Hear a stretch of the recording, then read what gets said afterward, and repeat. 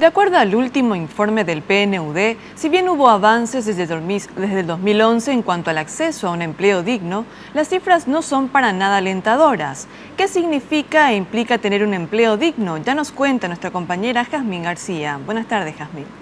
Buenas tardes, y específicamente en lo que respecta a este informe, el Programa de las Naciones Unidas para el Desarrollo considera un empleo digno aquel que permite sobrepasar la línea de pobreza, también acceder a un seguro médico, ya sea del Instituto de Previsión Social o un seguro privado, y también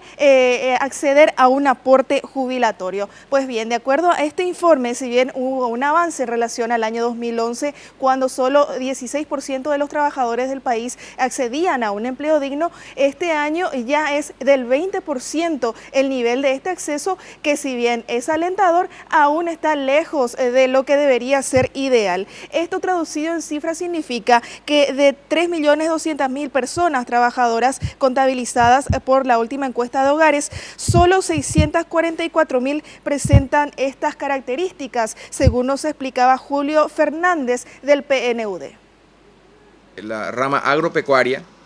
tiene apenas 1% de todos los ocupados en la rama agropecuaria tiene un indicador de calidad de empleo. Es decir, de las 700, casi 30.000 personas que trabajan que están ocupadas en el sector agropecuario, 7.300, 7.260 personas tienen un indicador de calidad de empleo. La otra rama muy dinámica es la rama de la construcción, que justamente es muy atractiva para las políticas públicas, porque efectivamente tienen un efecto expansivo, tienen un efecto multiplicador. Sin embargo, de los 212.000 constructores y constructoras también en algunos casos, solamente el 6,5% tienen un indicador de calidad de empleo, es decir, cerca de casi 14.000 personas.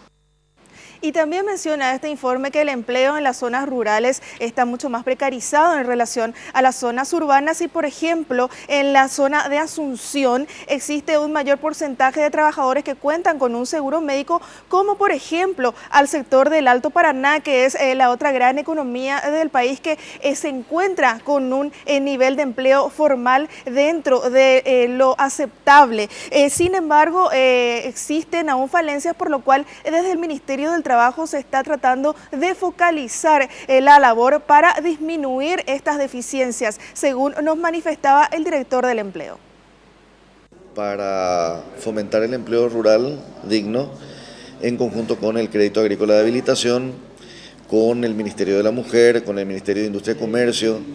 con la Secretaría Nacional de Juventud, en una mesa de trabajo que se dedica a la promoción del emprendedorismo formal. Y después trabajamos de cerca a través del SNPP con el programa Sembrando Oportunidades del Gobierno Nacional